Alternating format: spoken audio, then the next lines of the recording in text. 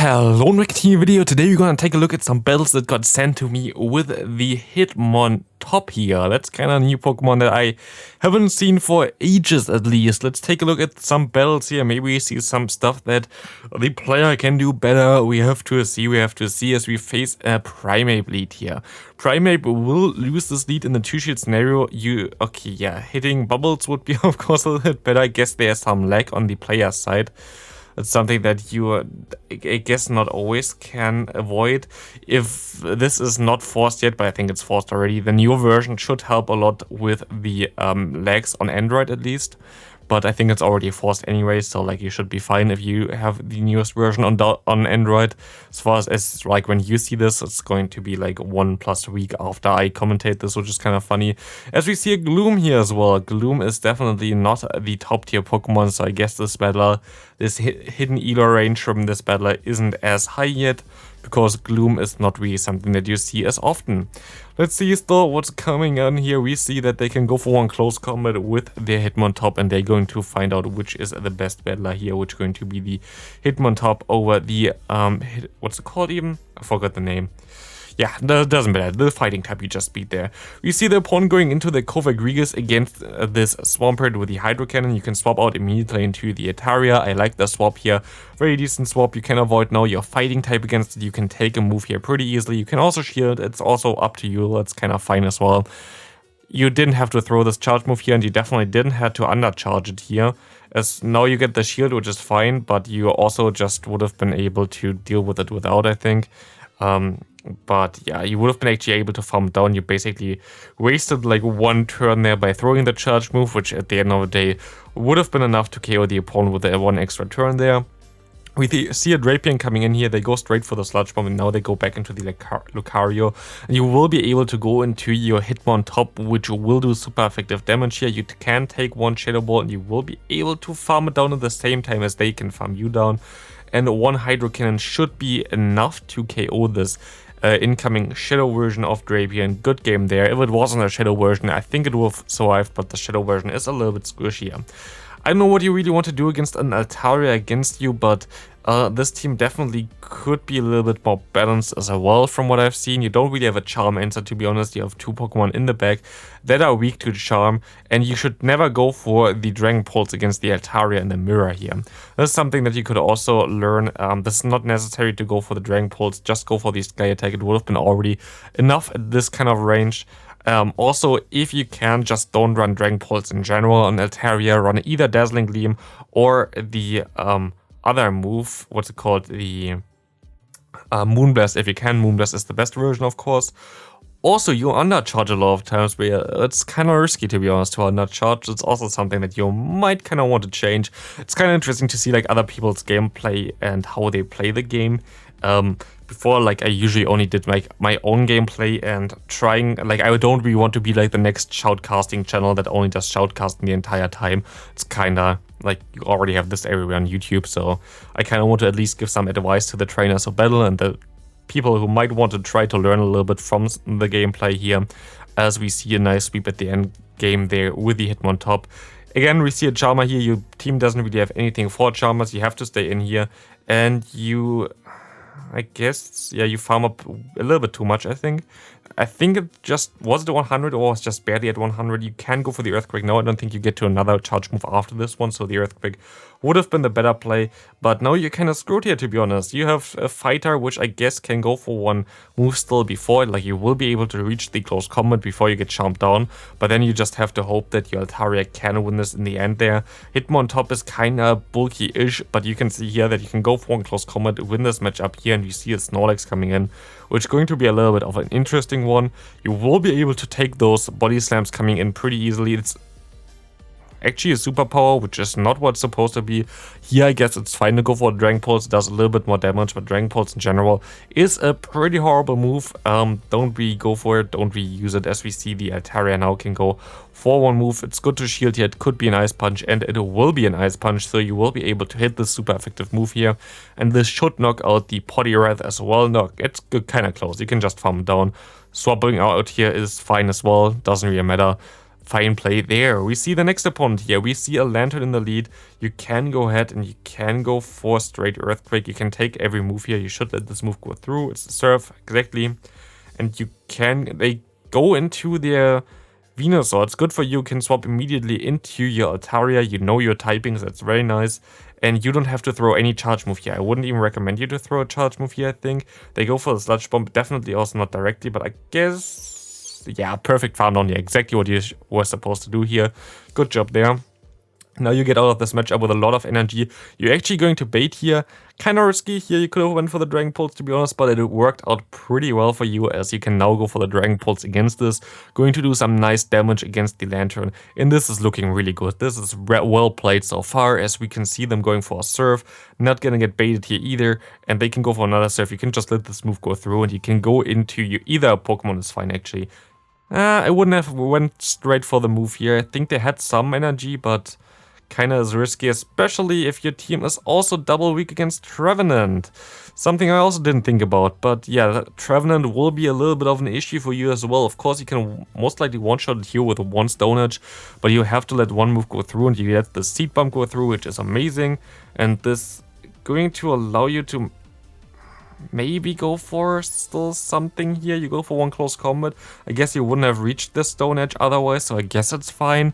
Still going to be very close. This does more damage than I thought, and this is going to be very close. I'm not sure one Hydrocan is enough from this range, depending on the IV spread of both Pokemon, I think, and it is just barely enough there. I think if the Trevenant had the perfect IV spread and you had the perfect IV spread, it wouldn't have been enough, but we see another Charmer here, luckily in the lead, because otherwise he would be already screwed with his team, as we see the Hydro Cannon coming in here, and we will be able to go for another one. This time, pretty okayish timing, I guess, as we see that they just go straight, but they cannot reach it for this kind of scenario. What I would do if I was you, I would farm up extra against the Ninetales. I would go up to the Earthquake and then try to throw the Hydro Cannon. If they shield, fine, that's even better for you. If they don't shield, you can just go for another Hydro Cannon. If they shield, you can go for an Earthquake afterwards, so it would KO them, so you would be able to get a shield and maybe even switch advantage. We see the Gligar coming in here. They have Night Slash only, so not really necessary to really shield those ones, but I guess you want to go for the Stone Edge here to nuke it, but also your Altaria is pretty fine against it. You go into your Altaria, you can get some extra energy. This Night Slash will do basically nothing, to be honest. Night Slash on a Gligar doesn't do a lot of damage, and we see a Claydol coming in. Claydol has access to Confusion, has access to, I think, even Ice Beam. This would be a little bit interesting, and also something like Shadow Ball. Let's see what they have here. They have access to Shadow Ball, which doesn't KO you yet, and you can just barely get to the next move here, which is nice for you, as this will knock out the Claydol, and you're actually still going to be able to win this against this Altaria. We see the next opponent. I wonder if we only get wins here. I of course only go for, like, I can just put this in what I get. I never look into the gameplay prior. So I actually don't know what's coming for me either. Here we see that they don't really have the best move timing. Here they gave them an entire free fast move, which is not ideal. You should always try to throw that you are basically one move earlier before the opponent's fast move ends. For example, you have a 2-turn move, the opponent has a 3-turn move, like here is the case. If the opponent goes for 3 fast moves, you should go for 4 fast moves of your own, because then you have a 2-turn moves. 4 times for you is 8 turns, for the opponent 3 times 3 is 9 turns, so you are 1 turn before their fast move ends, and then you can throw your charge move without them sneaking an extra move through. This is very important in a lot of matchups, and it's definitely something that you should know and should play when you try to get better and go Battle League. As we see here, the opponent going for one Thunderbolt. You're going to go for the bait here, kind of risky again, and this time it doesn't pay out as well. I don't think it was really necessary to bait here in general, but it's also not the worst, because you can just get them pretty low right now. You will be able to get this thing very low, and you will be able to farm it all the way down. They definitely had a Surf loaded. This would have been definitely also some good damage against you, so don't know why they didn't throw it, but like this, you can go for 2 Sky Attacks and you will be able to win the game. Good game there. As we see the next opponent having a Drifblim in the lead. Drifblim is really horrible for the backline, so you're lucky that you have it in here. But again, this is not the ideal fast charge move timing, at least, unless, I mean, you would get debuffed maybe from ICU, but you could have let the move go through anyway. But again, against this kind of scenario, you have a 3-turn move against a Swampert there. You would want to go for 7 turns with your Swampert, because at 7 turns, you would be at 14 turns in general, like 7 moves, 14 turns. Your move takes 2 turns. Then the opponent would be at 15 and you wouldn't give them the chance for an extra fast move, or like in general, like extra fast move would be here, 3 extra moves for them. The bait was kind of unnecessary here. You'd only get to 1 move, I think. Maybe you get to 2, maybe you can later get to 1 more, I don't know. But yeah, in general, like if they get an extra move through there, you would lose 3 turns. If you throw immediately in the Swampert rules a 3-turn move matchup, you would give them 2 free turns. And like this, you only give them 1 free turn. We see the opponent here with the Mandibuzz again. They can go for some Dark Pulses, does some nice damage, as you can go for 1 more Sky Attack. Again, why the undercharge was definitely, like, I actually don't know, like the undercharges are pretty decent, to be honest. Like I'm not saying that they are bad, or like that's a bad idea that to undercharge here. It's just kind of interesting to see like some very good plays, more advanced plays like undercharging, and then some plays where could be a little bit better. We see the opponent here basically going, they must bait here actually, but they don't bait here, so 1 Stone Edge will be enough to knock out this Jellicent. Should be an easy game here, and this Hitmontop will be able to win the game. Good game there. Next opponent we have Aggron against you in the lead. That's a very nice lead, to be honest. And they even stay in here. You can go into your, you can go into your fighting type here, should be nice. You caught the move as well, which is going to be amazing, because now that does basically no damage. You shouldn't go straight for your move exactly, you should just in general wait a little bit further, as they only go for foul play anyway. You, again, not the best move timing in general there. You should know the counts as well for Umbreon. So you would know that they need 4 for the first move, 3 for the second move, and 4 for the third move. And again, so like, yeah, you kind of, it's like 4-3, 4-3 the entire time for Umbreon for the charge moves. If they have foul play, yeah, foul play. If they have Dark Pulse, it's always 4 basically. We see the Aggron coming back in there. You still have a 2-shield advantage.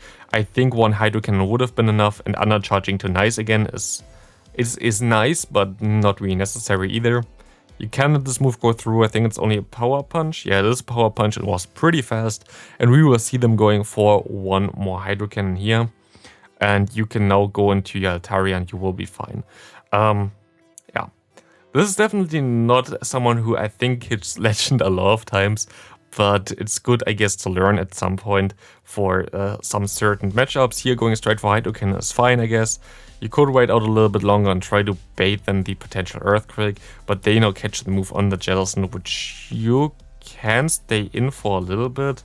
It's a little bit tricky. Jellicent doesn't really have the best, you don't really have the best answer here. If they have Ice Beam here, you kinda screw, to be honest, and they do have Ice Beam. You survive 1, but they can now hex you down. So it's going to be a little bit rough, as you can go ahead, go for 1 Sky Attack, and you will be able to get a shield from the opponent, putting them into range for 1 Hydro Cannon as well. And you're even going to be able to get to the Hydro Cannon in time, which is going to be very nice for you, as you're going to get the final shield by the opponent. You can shield up the potential Shadow Ball here, and it's going to be the Shadow Ball. They don't have a bait move with the Bubble Beam here in this set, and you could actually just shield and farm them all the way down, which might be the play that you want to go for. Don't throw anything here and just farm them all the way. Exactly, good play there. And we see the Malamar coming back in. You should be able to survive at least 1 move. Maybe you just want to swap out here right now. Or you're going to be able to KO them. That's very nice. You have to throw immediately now. Exactly, just clicking on it. We see the Nidoqueen coming in. This should not KO, I think. And you can still go into your Hitmontop and you will be able to KO it just with counters alone. This is going to be a good game again, but again, some things that can be improved, and we see the next opponent having another Charm user in the lead there.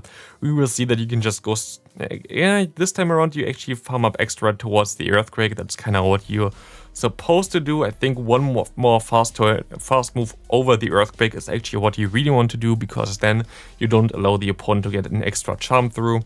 And you would have been able to reach the move as well, so would have been cooler. but also finally trying to bait there, as you can now farm this thing down with the Hitmontop. And you see the Gyarados coming in. Do they know that you have Stone Edge? I'm not sure at this kind of range if they know about this, as we see that they actually know about this. And you should swap out now because you don't reach another one. Or you let this move go through, you're actually going to shield this. Maybe now you reach another one. Nope, you only reach up close combat. So this is going to be a little bit tough, as you can now farm them down with the Altaria, and you will be able to win against the obstacle. But again, if you have Moonblast here, if you have Dazzling Gleam here, you would have a super effective move here, and that's exactly why you would run it. So for this video, I would definitely say that this team could use some improvements. You are very weak to Charm users in general. You will have some problems if you're facing them in the back. It's not really a balanced team. You don't really have the best save swap for the team. And there are definitely some better options that you can use there, I think. But in general, gave you, I think, some hints on what you could improve in the future. And otherwise, thanks still for giving us the battles to showcase. I think some people also like to see a little bit more of a detailed analysis about some gameplay, as this is also kind of important for some people. So this is going to be it for the video. Thanks for watching. See you in the next one. Have a great rest of your day. Bye.